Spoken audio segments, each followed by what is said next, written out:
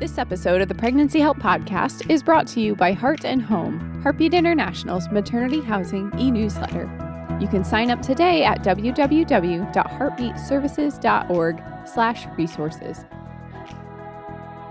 Well, welcome, Pregnancy Help Podcast listeners. This is Valerie Humes, Director of the National Maternity Housing Coalition.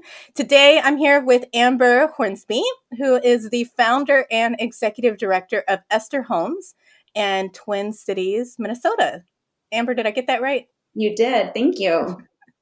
So today is a fun day for me. Amber has agreed to be an open book and to let me pick her brain about principles of the kingdom and just lessons learned over time and operating in this maternity home ministry setting, which is so unique. Right. So I'm excited to do that. I'm very grateful, Amber, that you have let me ask you a bunch of questions and on air at that. So thank you for that. Most welcome. Today we're going to be talking about a couple of basics. Some of it we'll be talking about our approach to serving women. How do we decide, which needs to serve and when?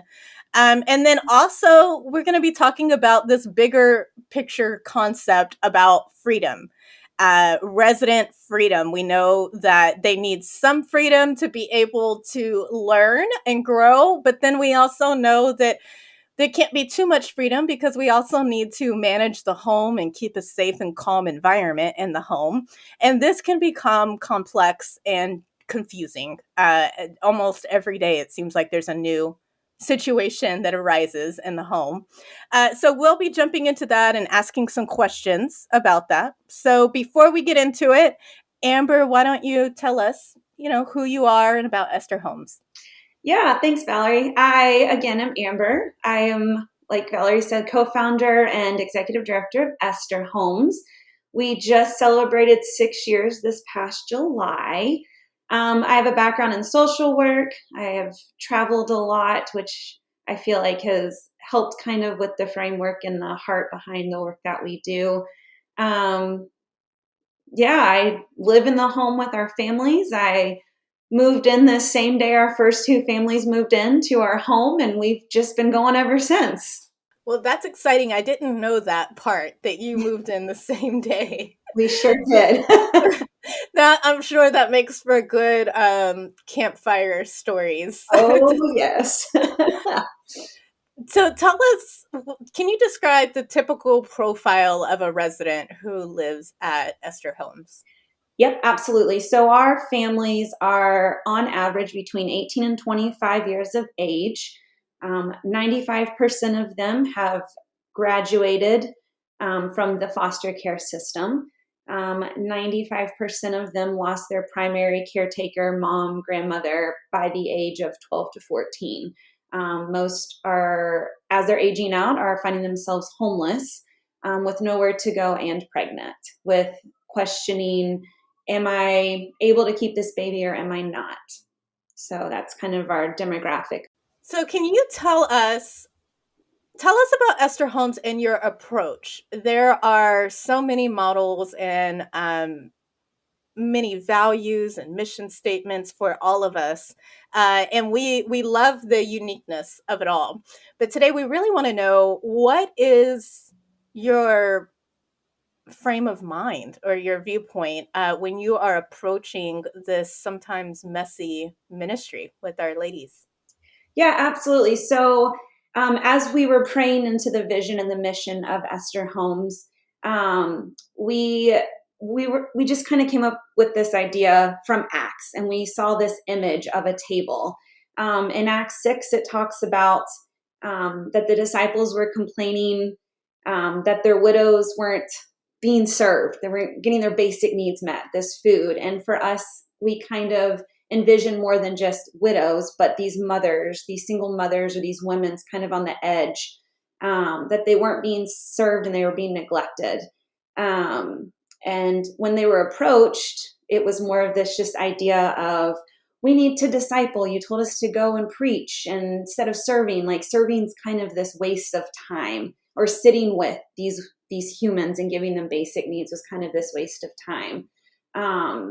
But Stephen obviously was appointed to serve, and it goes on to say that he was just, it frightened the kingdom of darkness and his work of just approaching these tables and serving these basic needs. And so from that, we just really felt called to this image of a table, that these women would come and be around this table, and we would just sit with them and be with them and listen to them. And that was the work of maternity home for us, was just being and showing up.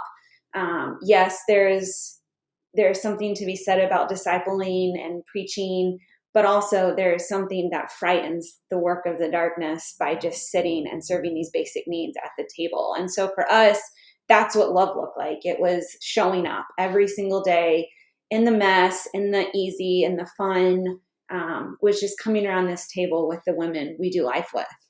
That is such an interesting concept. It reminds me of the life of Christ.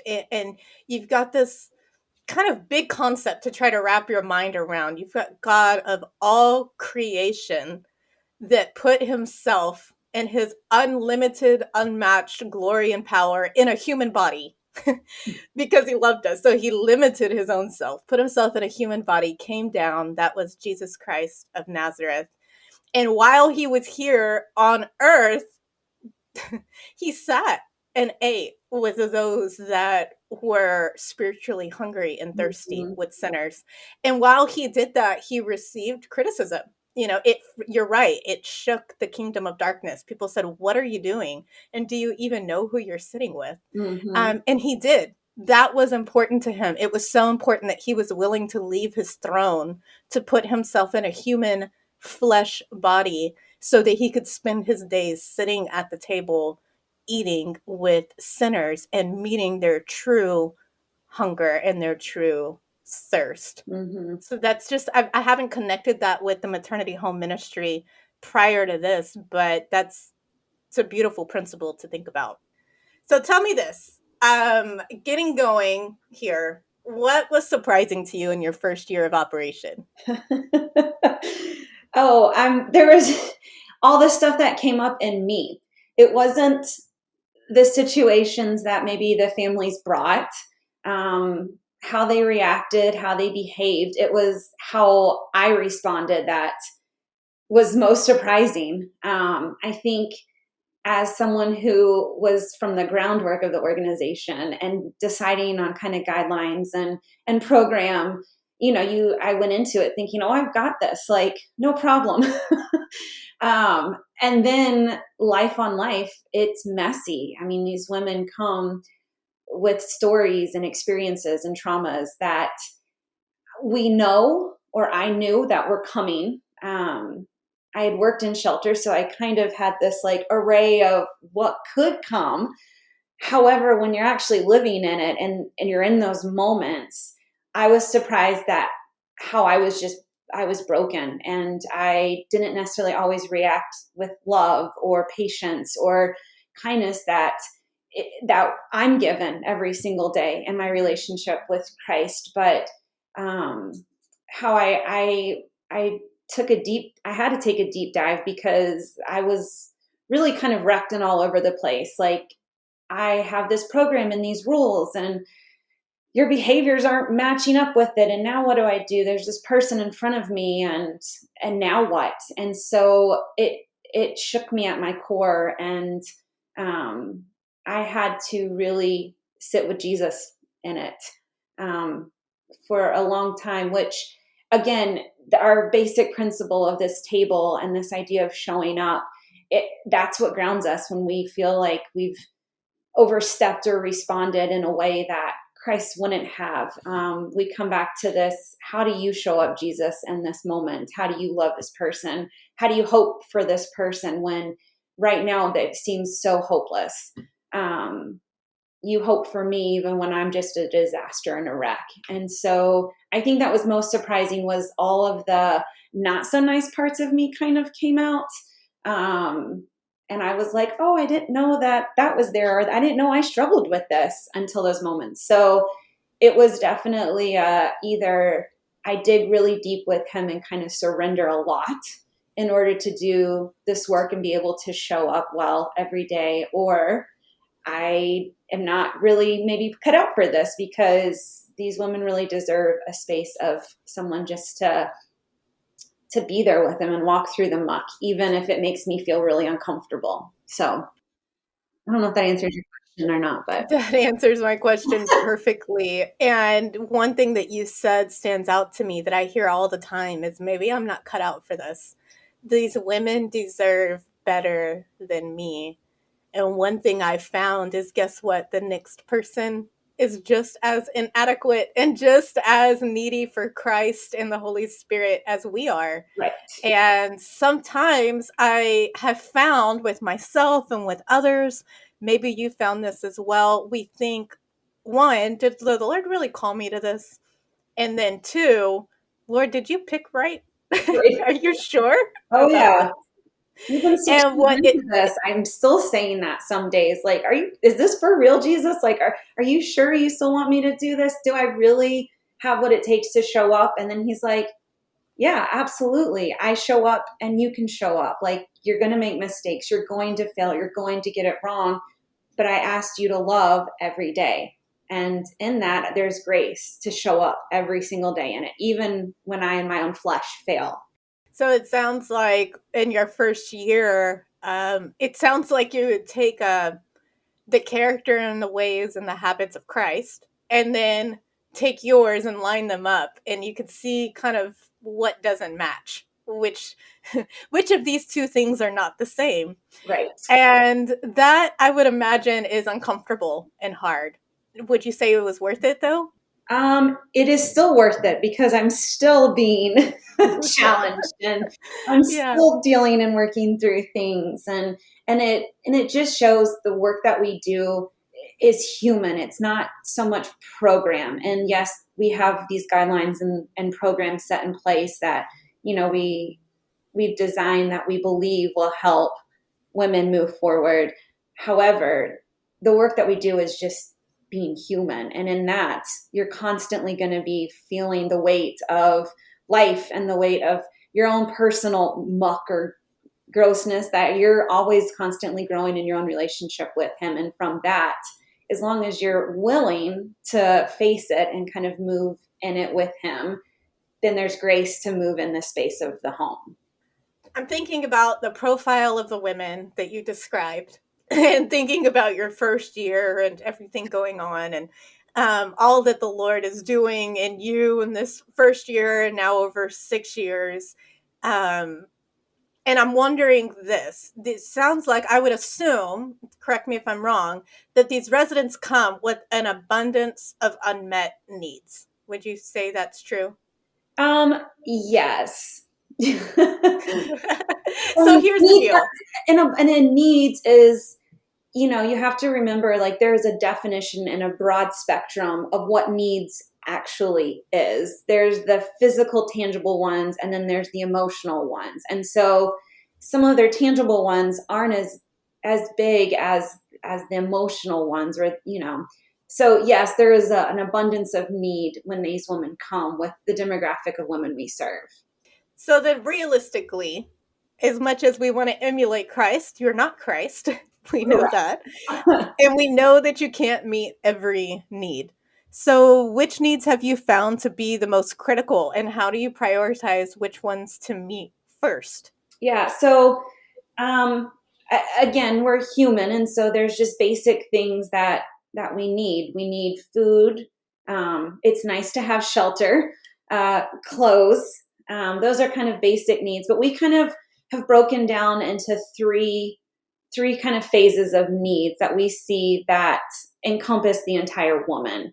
And we have learned that as she's just trying to figure out her life and become an adult and becoming a mom, that the more simple you can make things, the easier it is for them to understand the expectation of what you can actually help and come alongside them and provide with, as well as them taking the steps forward.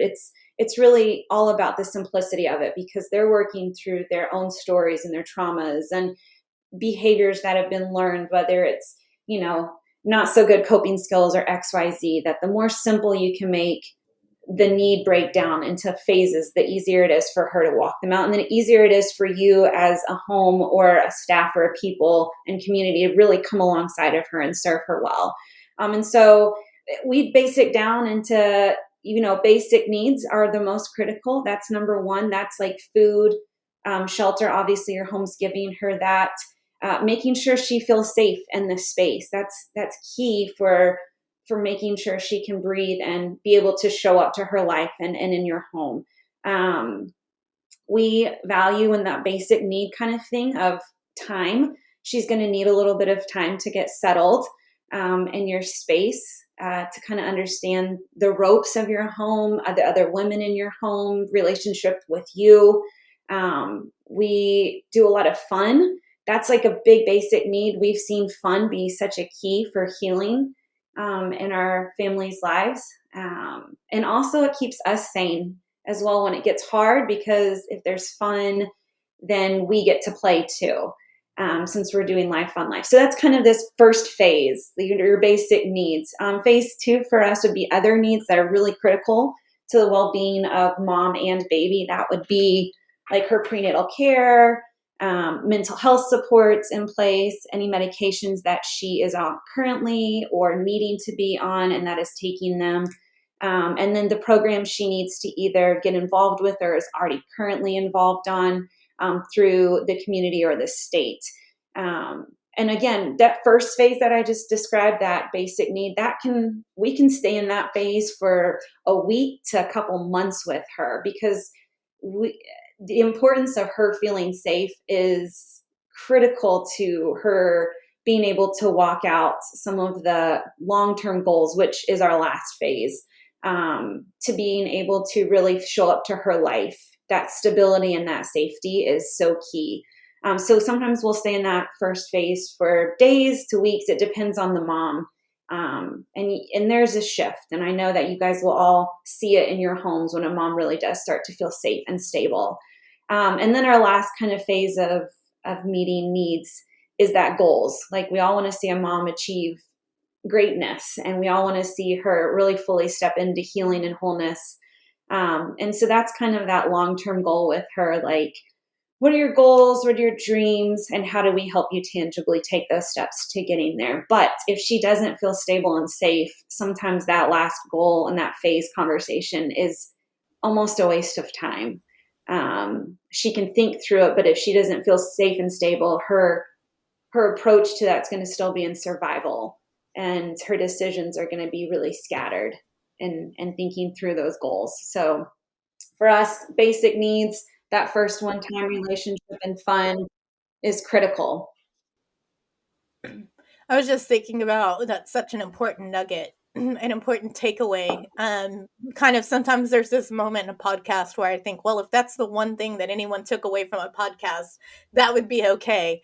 And I'm thinking about that, about the residents felt safety and what you're highlighting there. So often it is common practice for all of us to want to focus on her goals and her progress and productivity, which in and of itself are all good and holy things. Mm-hmm. But you're right, without her ability to feel safe, not just be safe, we know that there isn't a bear in the room. We know there isn't an immediate threat of life, but her feeling that down in her bones that she is cared for and secure, I can see that being the ticket and the key to really being able to work on those goals. And one thing you said that really pierced my heart that I hope I keep with me is that working on those goals can really be a waste of time if she doesn't feel safe.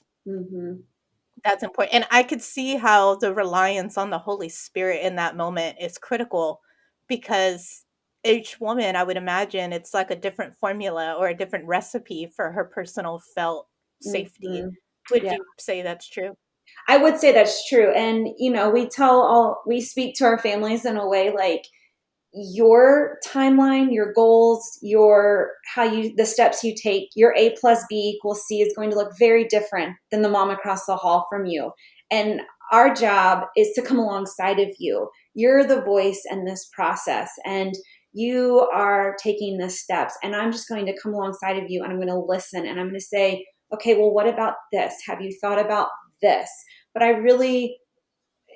we really want to see them take control of their lives, because when they feel safe, they're able to make decisions that are long lasting. They're not in survival mode. They're not in, I have to do X, Y, and Z in order to stay in this program. They're not just jumping through hoops, but they're actually voicing who they are, and they're able to then make decisions and be real in their conversations about what they're experiencing or why they're not moving forward, because you're giving them that safety, that net, that relationship, and that time.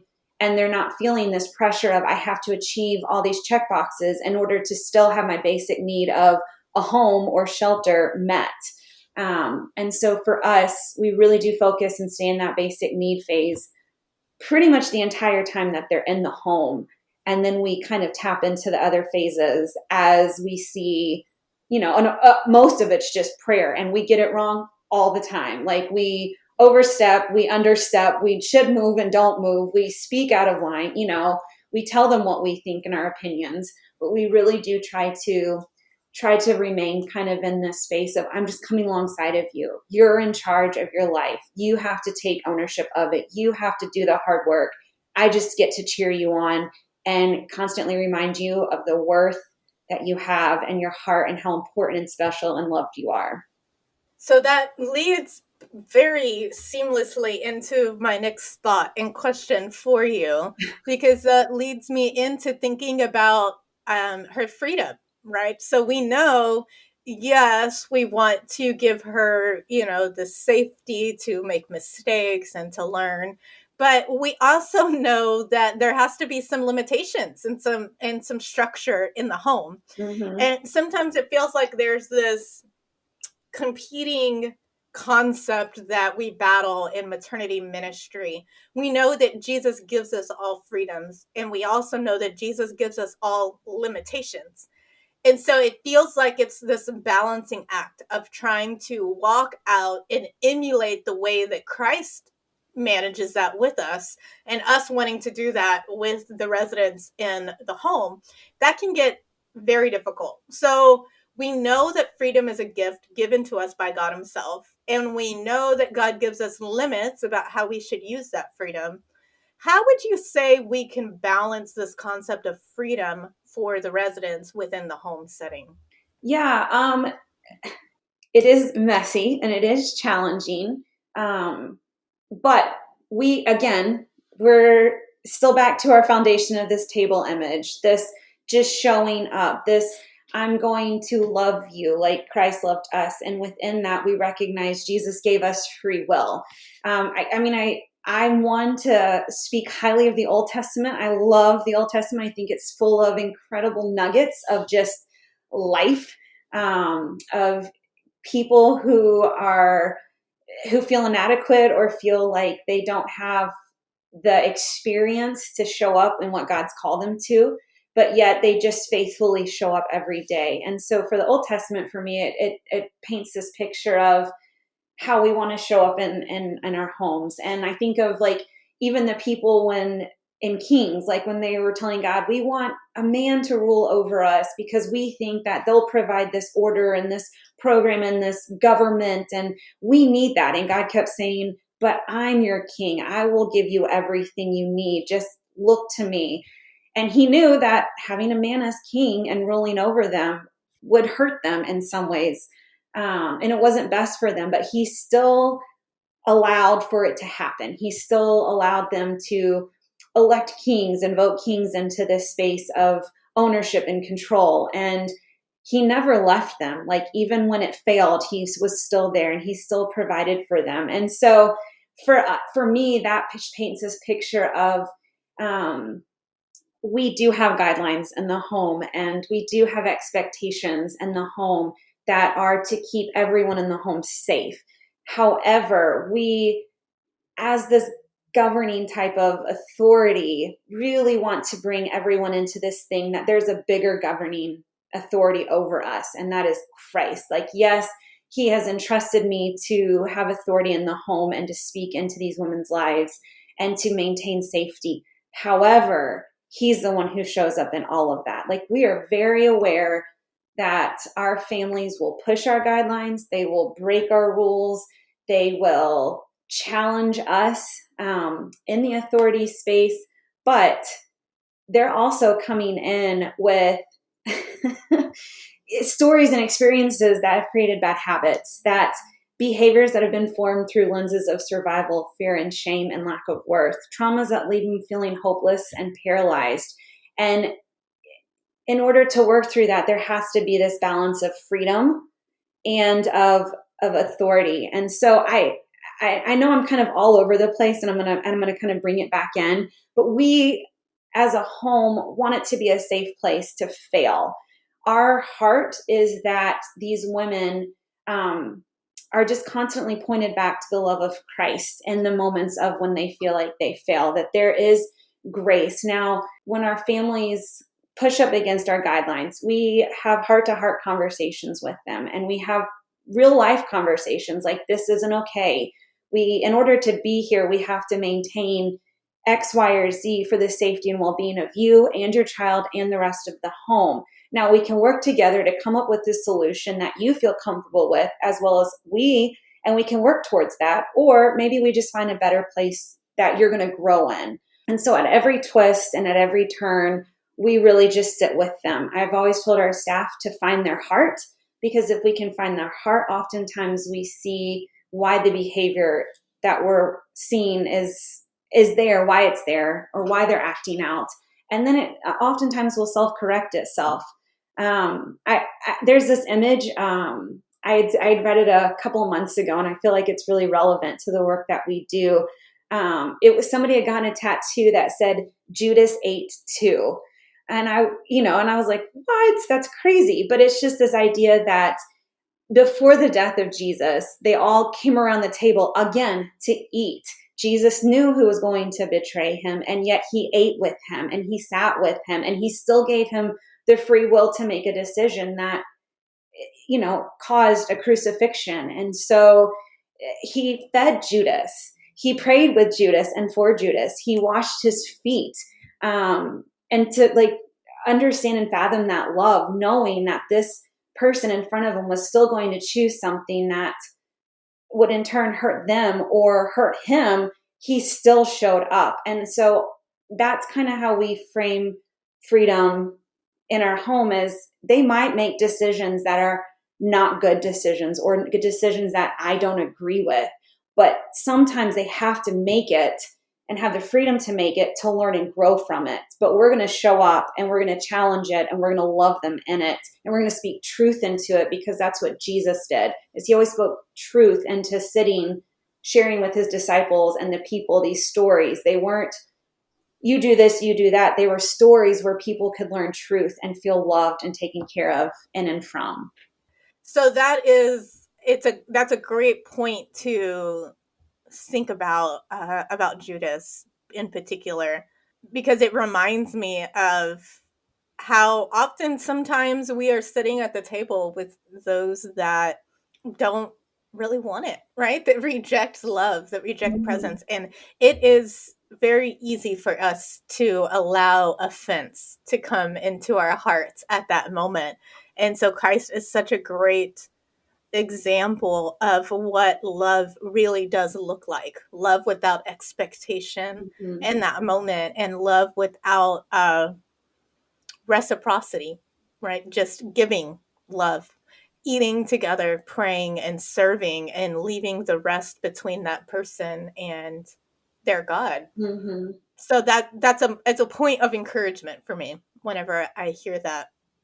So let me bring it back down to practicality for us. What are some practical ways in everyday life to provide limits to residents to keep a safe environment for everyone, while also still giving them this space and freedom that we've been talking about for her to learn and fail and grow? Yeah, absolutely. So, we have program eligibilities. We require a mom or a woman to be working at minimum part-time. We require them to be in some sort of furthering education or college kind of path of education.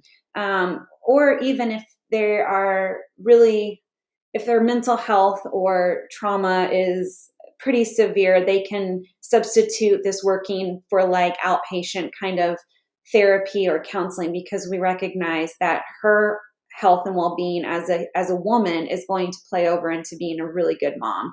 And then we require them to do some financial literacy and save 30% of their total income every month that they get back at the end of their stay in full. And so those are things that keep them focused and grounded and moving towards family stability, because that's our mission, is that these people come in and have wholeness and are moving towards family stability. Other practical ways are we have curfew set in the home. We don't allow weapons in the home, no illegal substance in or used in the home. We do allow guests to come in, but they have to be notified to the staff or the executive director within a timeline before they even enter the home. We want to make sure that everyone in the home constantly feels safe with whoever's in the space. And so even volunteers, they know when people are coming in and out of the home. Again, it goes back to that basic need where these women feel safe constantly, whether it's the physical need or the emotional need and the spiritual need. We really value honor and respect in our home. In fact, there is a document that we have them sign, that we sign with them, about how we treat each other in the home, how we treat the staff, how we treat our unborn child or our child who's already been born, how we talk on the phone when we're interacting with other friends or family members, how we interact if family members come into this space. And so we kind of hone that in. It's kind of our underlying thing. So if things get out of hand, we kind of bring it back to, we're supposed to honor and respect and love one another. That's what God calls us to do as humans. And so we just bring it back in, and we're able to have a conversation and again, find their heart, because that's what God is always doing to us, is he looks at our heart. He judges our hearts. So we always try to find their heart if they are, having a moment of outburst. And we all experience those moments of unkind words that are just outbursts. It's like a release, whether it's at a situation or a family or a friend or another person in the home or a staff. We can kind of hone in on this idea of we're a culture of honoring and a community of honoring and respecting one another. And that is, and how we treat each other and how we treat the space. So we do have the practical things that are set in place. And because we have those practical things, we can really allow for other freedoms to happen in the day-to-day of their personal life and their personal journey of how they're showing up and moving forward. So that's helpful. I think that it breeds lots of questions, right? Because we just wonder how much liberty is too much liberty. And of course, we don't want to set a resident up for failure with that liberty. But we also know that restricting too much or too tight not only can cause some inadvertent chaos in the home, but it can also stifle her growth and maturity. And so it can feel a bit like a burden sometimes to figure out that balance. But it does make me think, I heard you reference some things as you were talking, like you meet needs in phases and in tiers. You have program eligibilities. So it sounds like it's not all freedom. It's not all loose. There are some structures and boundaries there. What outcomes have you chosen at Esther Home, or what should I say, the Esther Home and your board? Mm-hmm. Which outcomes have y'all chosen to track for the residents, and how did you come about choosing those outcomes to track? Yeah, absolutely. So, as our homes, there is a plethora of things we could track. But for us as an organization and as a home, we chose to track items that are moving a woman and family towards her family stability. So maternal and birth outcomes, that's huge. Thriving and postpartum and bonding with baby. Is she, having one of those perinatal outcomes of postpartum depression or anxiety? Is she able to bond with baby in that space? Have we had to reach out to postpartum supports to help her walk through that? Achievements of personal goals set. And that, again, is personalized to that particular mom, but we can say there's X amount of goals that have been set and met. You don't have to break it down into every single goal that has been met. That would be a long list of crazy that nobody would ever really care to see or read, but we can just say how many goals have been set and met. We saw that these were huge as far as partnering with other organizations in our community, asking for grant fundings. They're wanting to see in those spaces that your home is actually working or making a difference. And so that is the very programmatic space of what we track. Now, internally, we track different things like how many birth classes does she attend her birth classes? Is she attending all her prenatal appointments?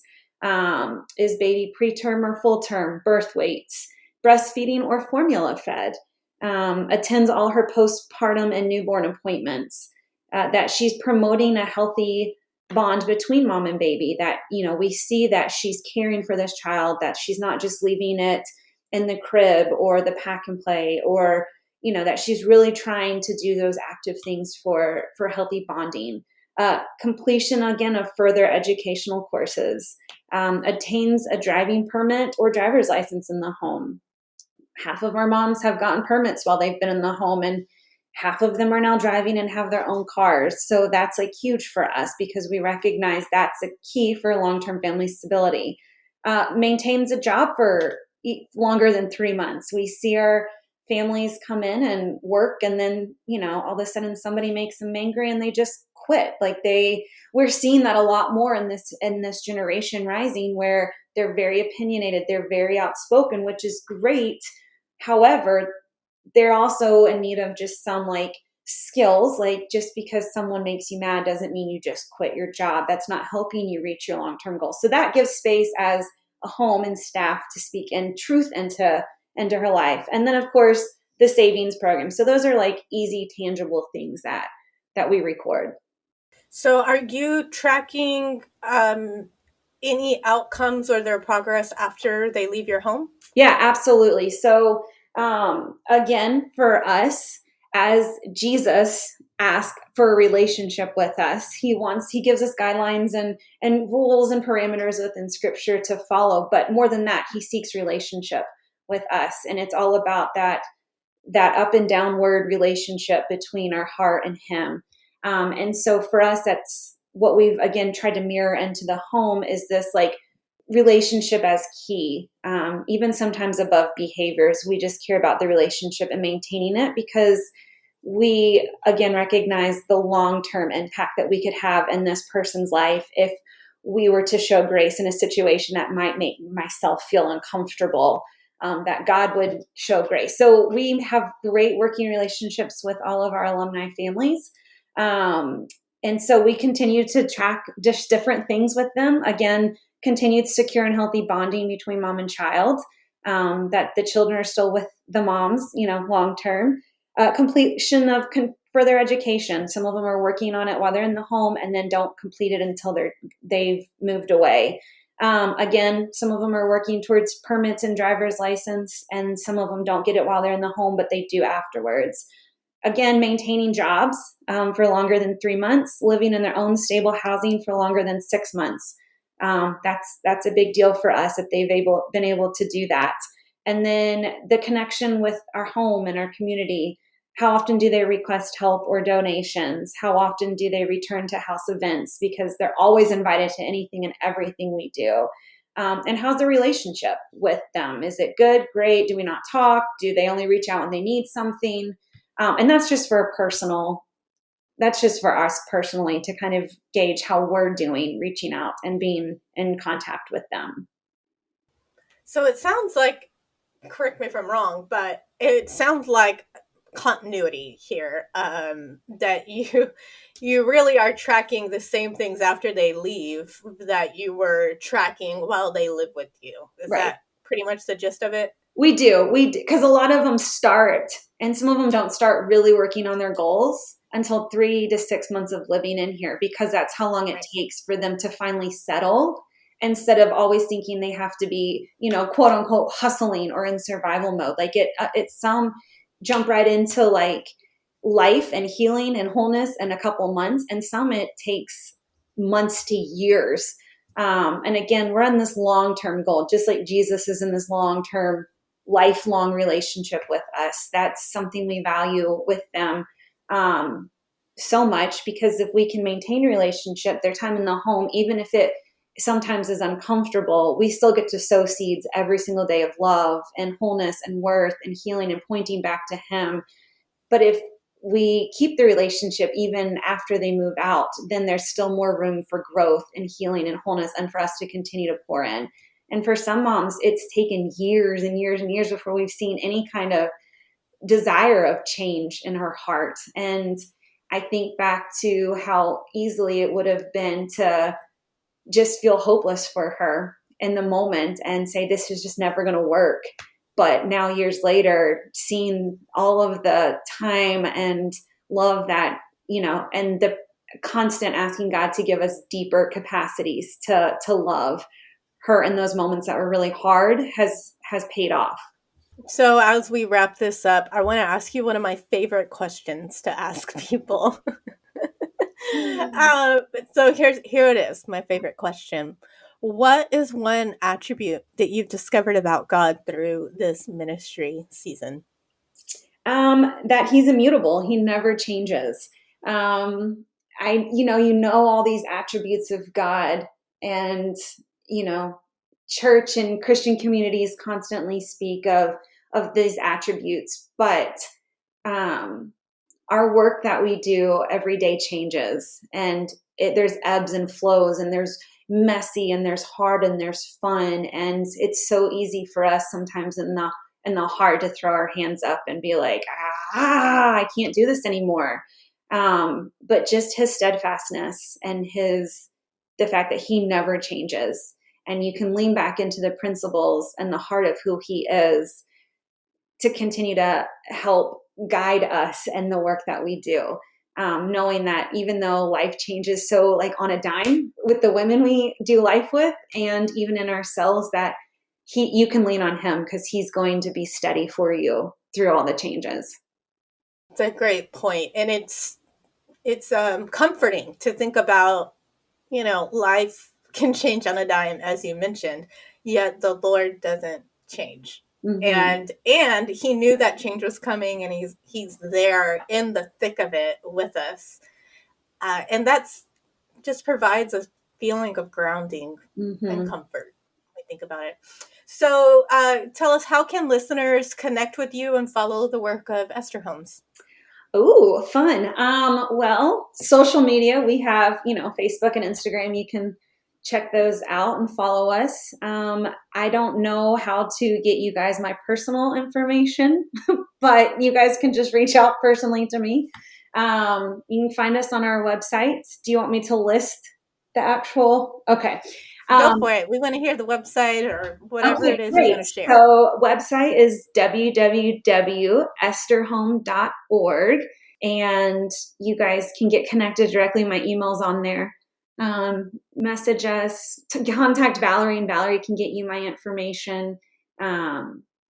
We love what we do. We love our families dearly. They have all just become inspirations, and we've learned so much from them over the last 6 years. And it's beautiful when you allow the realness and the rawness of humanness to be in the home, just like Christ allows us to be human in relationship with Him. So, well, I appreciate it. And for those, if you are not already connected with me and with the National Maternity Housing Coalition, reach out to me. You can reach me at housing@heartbeatinternational.org. It's housing@heartbeatinternational.org. And I will do the rest of the legwork for you to help you get connected.